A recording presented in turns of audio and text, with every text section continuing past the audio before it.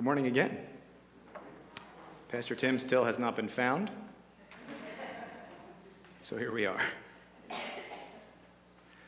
For those of you who thought I was kidding about the coffee last week, about how much I drink, this is my second one today. So it might be a really short sermon, who knows?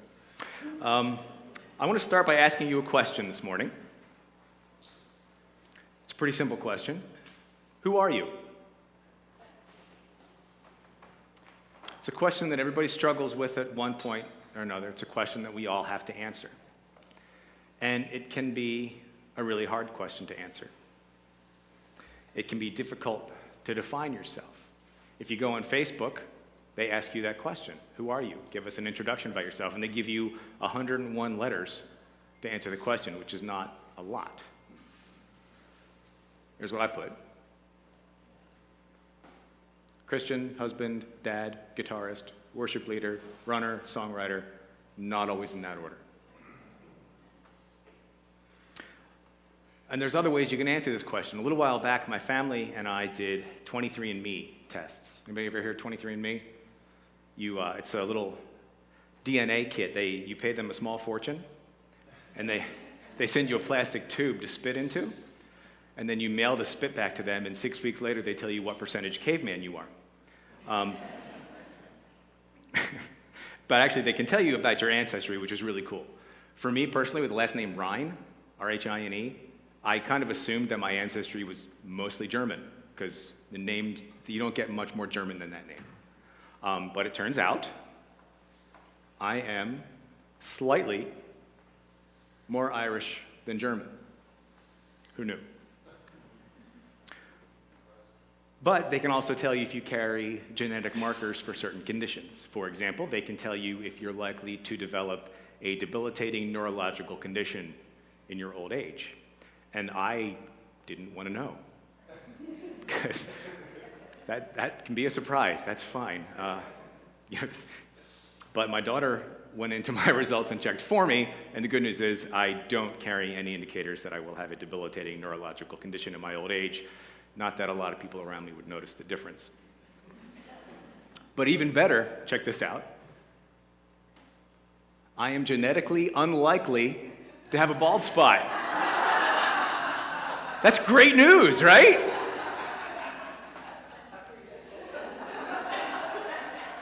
I read that, I'm like, oh, I'm so glad I dodged that bullet. I guess it's technically true, it's not really a spot.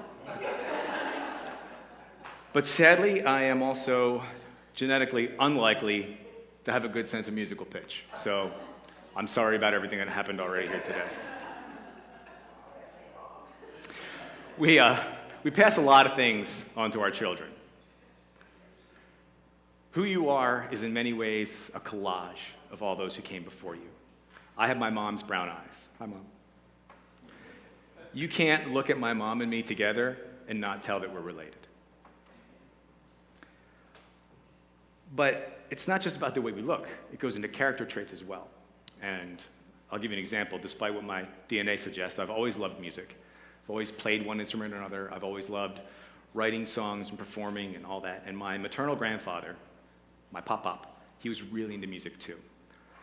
And that was something that we always had as a bond between us. There's a lot of people in my family, I'm going to say this as nicely as I can.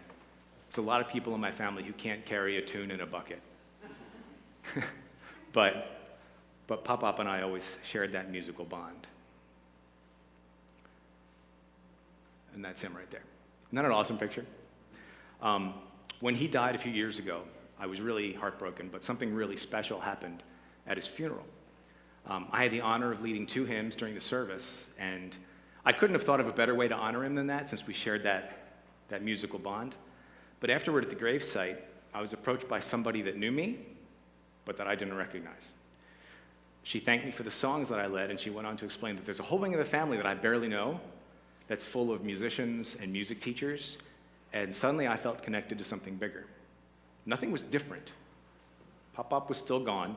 I was still the same person, but all of a sudden, I felt like I made more sense as a person. I felt like I belonged to something a little bit more.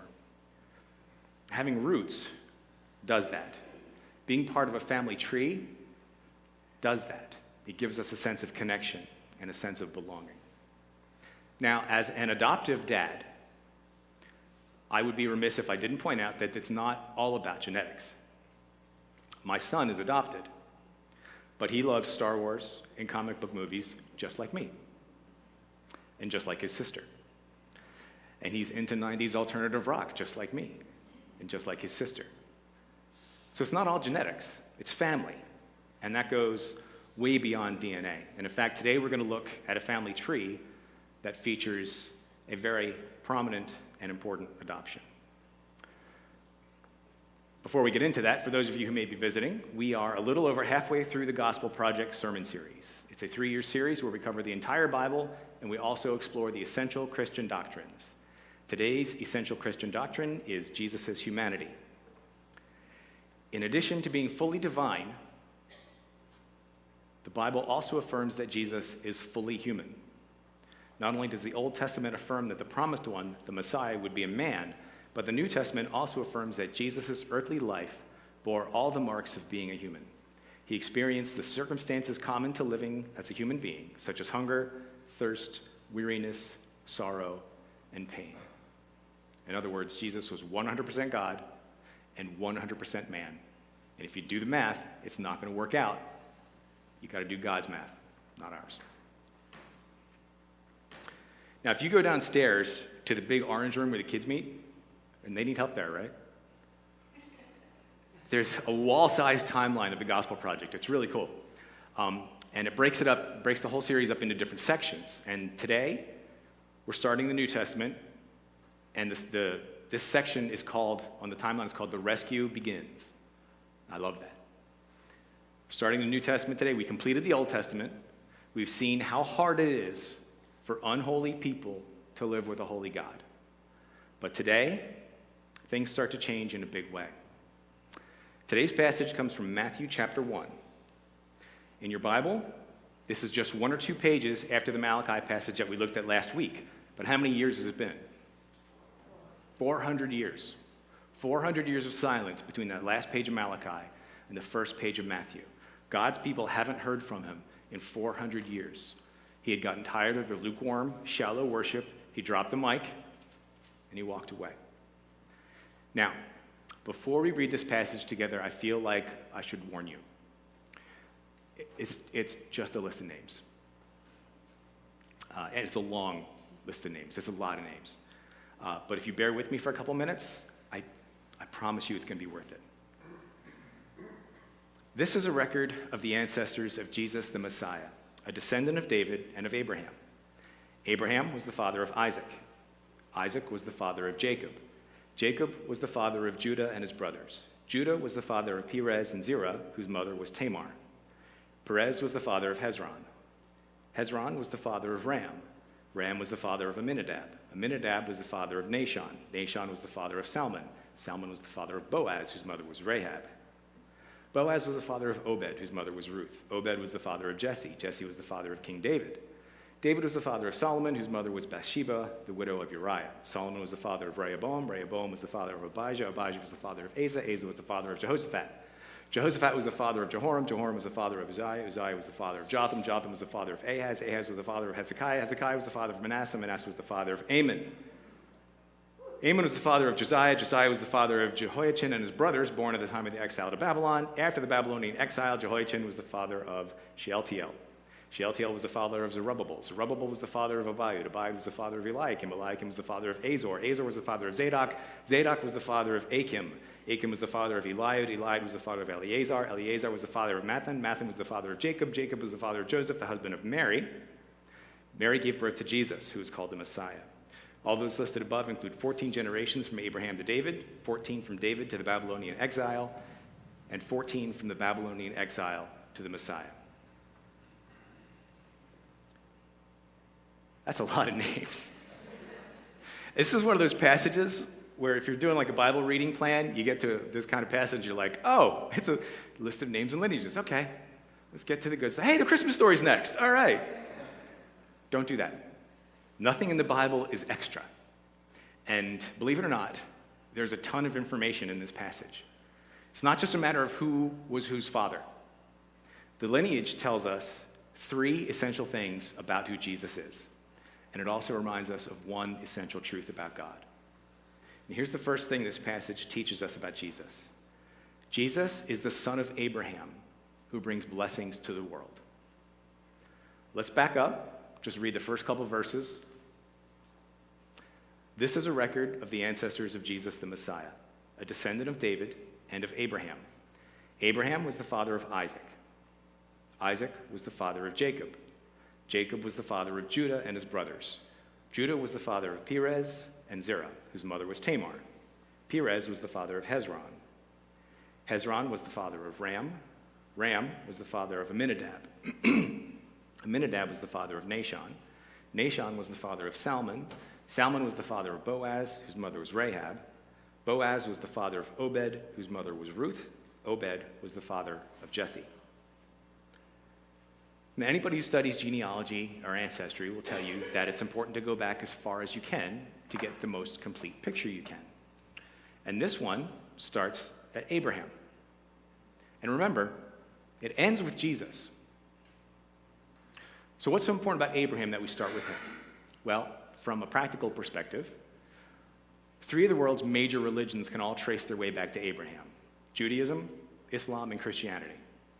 That right there says something about Abraham's importance in the world, even today. But let's dig a little bit deeper. Remember, a few minutes ago, I mentioned that my son and my daughter and I, and Jen too, we all like comic book movies. And there's a very popular type of comic book movie called the origin story that explains how a normal person turns into the hero. Peter Parker got bitten by a radioactive spider and became Spider-Man.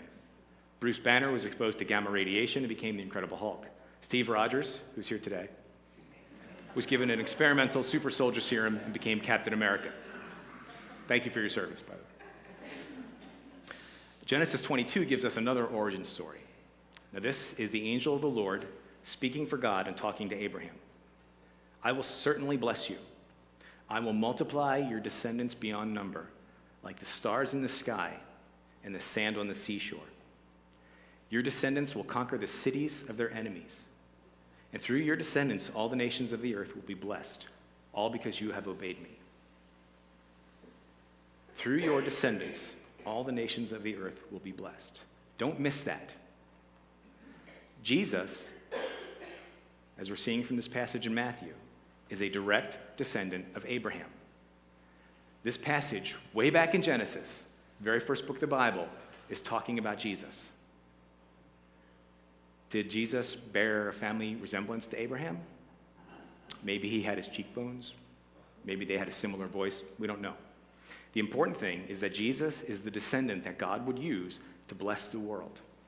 And could there be a greater blessing to the world than the Son of God who came to deliver us from sin? Let's take a look at the next chunk of this genealogy, which teaches us this. Jesus is the son of David who will reign forever. We're going to look at verses 6 through 11 to keep the story going. Jesse was the father of King David. David was the father of Solomon, whose mother was Bathsheba, the widow of Uriah. Solomon was the father of Rehoboam. Rehoboam was the father of Abijah. Abijah was the father of Asa. Asa was the father of Jehoshaphat, known for his skills in jumping. Take a minute. Come on. Jehoshaphat was the father of Jehoram. Jehoram was the father of Uzziah. Uzziah was the father of Jotham. Jotham was the father of Ahaz. Ahaz was the father of Hezekiah. Hezekiah was the father of Manasseh. Manasseh was the father of Amon. Amon was the father of Josiah. Josiah was the father of Jehoiachin and his brothers, born at the time of the exile to Babylon. Now, the second chunk of ancestry starts with David. The last one started with who? Abraham. Now, if Abraham is one of those important Bible names that you need to pay attention to when you see it on a list, you have to include David on that list as well. David had a very unique relationship with God. The Bible describes him as a man after God's own heart. When you list all the kings of Israel, David is the standard that you use to measure them. People would say to other kings of Israel, your father David, not just to Solomon, but to all the kings who followed. He's kind of a big deal. Now, God promised David that one of his descendants would always sit on the throne of Israel as long as they were faithful to him.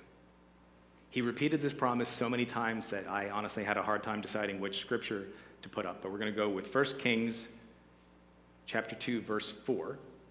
This is David talking to Solomon as David was nearing his own death. He said, "If you do this, then the Lord will keep the promise he made to me. He told me, if your descendants live as they should and follow me faithfully with all their heart and soul, one of them will always sit on the throne of Israel." David's line would always have a king on the throne. And what greater king could there be than Jesus Christ, the King of Kings and the Lord of Lords? Now, what's really interesting is the list of kings that follows. This whole chunk of the genealogy is kings. It's the kings of Israel. This is the royal line. And there's a lot of stinkers in here. In fact, most of these kings were not good kings. David, mostly a good king, but he did some terrible things. He committed adultery, he committed murder. Solomon started out really well, and by the end, he was not a good king. Rehoboam was a bad king. Abijah was a bad king. Asa was a bad king. Jehoshaphat was a bad king. Joram was a really bad king. Joram murdered his own brothers. Uzziah was a bad king. Jotham was an okay king, not great. Ahaz was a terrible king. Ahaz sacrificed his own children in idol worship. I don't like to be judgy, but that seems really wrong to me. Hezekiah was a bad king. Manasseh, really bad king. Again, he was involved in child sacrifice. Amon, really bad king, worshipped idols. Josiah, he was okay, but he wasn't all that bright. He made some foolish alliances, we'll say. Jehoiachin was a bad king. Jehoiachin was such a bad king, his people threw him in jail. Now, God promised David that his line would always have a king on the throne as long as they were faithful. Barely any of these guys were faithful. Barely any of them kept God's laws. Some of them just kind of fell short, and some of them were like actively hostile to God's law.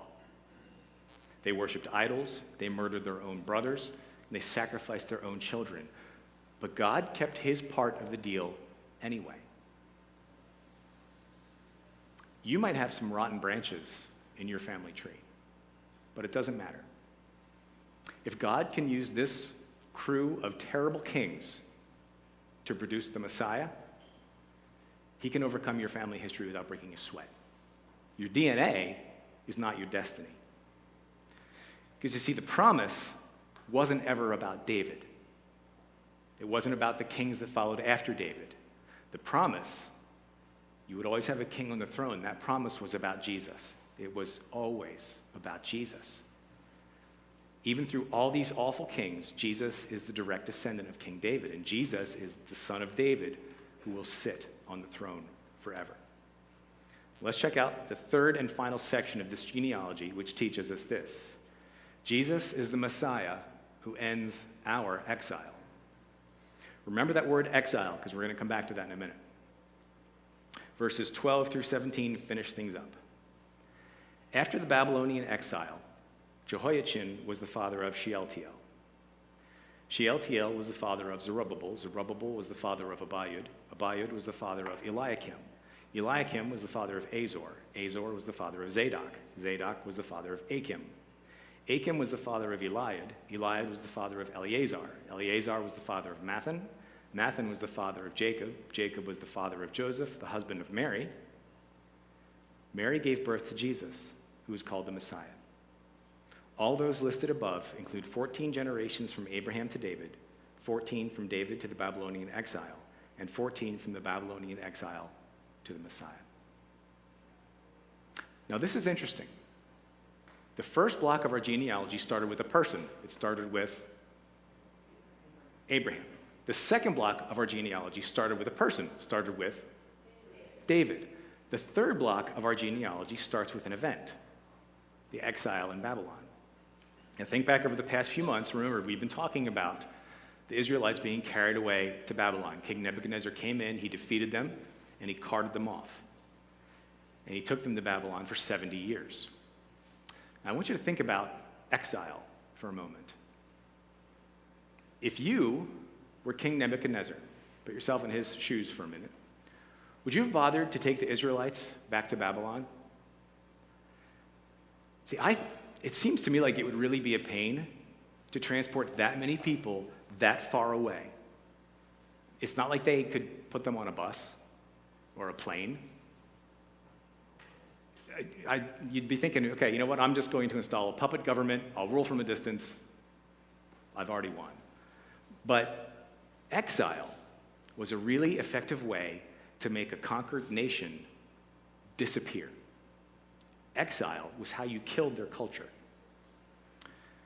You'd remove them from their home after you defeated them in battle. When you brought them into your country, you'd watch them lose their heritage and their identity as they adopted your culture and intermarried with a foreign population. But that's not what happened this time. The Israelites remained separate during their time in exile. That allowed them to survive as a people. They were strangers in a foreign land, but instead of blending in, they remained apart, and miraculously, they got to go home. And that's kind of where we are today. We, as followers of Christ, we're a people in exile. Our exile is not in Babylon or Persia, but under sin and death. This world, even with all of its comforts, is not our home. And as Christ followers, we're set apart. Strangers in a strange land, just like the Israelites during their exile. And eventually we get to go home as well, because of the last name in that genealogy, Jesus, the Messiah who ends our own exile to sin and death. So, Jesus is the son of Abraham, who brings blessing to the world. Jesus is the son of David, who will reign forever. And Jesus is the Messiah, who ends our exile to sin and death. See, I told you, you could learn a lot about Jesus by not skipping the list of names. Leviticus, you can still skip. This list of names, you should stay with this list of names. And there's one more important thing that we can take away from this list, and that's this. God keeps his promises. It doesn't always look like we might expect. This long list of names probably isn't what Abraham pictured when God promised him that the world would be blessed through his descendants. It probably wasn't what David had in mind when God promised him that there'd always be someone from David's line on the throne of Israel. And let's face it, when Jesus came into the world as a helpless baby, he probably didn't look like the conquering warrior that a lot of the Israelites were hoping for as a Messiah. But God kept his promises. Now, speaking as someone who probably has a mild case of OCD, I really appreciate the way there's it's broken up into chunks of 14 generations. That has a really satisfying symmetry for me. But as neat and tidy as that is, that's not the important thing. The important thing is that we, you and I, all of us, can be part of this family tree. You see, in the end, it's not about the purity of a bloodline.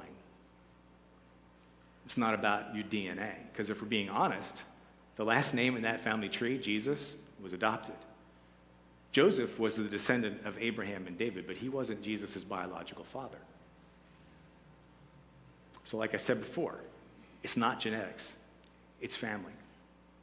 And you can become part of this family tree if you haven't already. If you haven't been adopted into God's family, I would love to talk to you and help you take that step. If you have been adopted into this family tree, your job is to go and make more branches. There's one final thing that's really, really interesting about this family tree. I need to point out that there are 5 women listed in this genealogy. Now understand that Jewish culture at the time Matthew was writing, they wouldn't have included women in a list like this at all. It was unheard of. It was always father of, father of, father of, not mother, not daughter, not sister. Not just that, but the list includes non-Israelites, like Ruth. She was from Moab, not Israel. Rahab was not an Israelite. And this list includes sinners by the bucket, bad kings, really bad kings, prostitutes, murderers, adulterers. Jesus came to save sinners, and he comes from a long line of them. See, this is different. The rescue is beginning. God is changing everything here. He's turning everything upside down.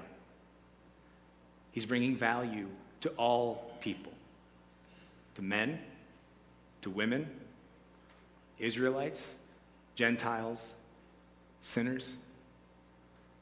He's making membership in this family available to everyone in the world. It doesn't matter where you were born. It doesn't matter what your last name is, or what your DNA looks like, or how rotten the branches in your earthly family tree might be. This family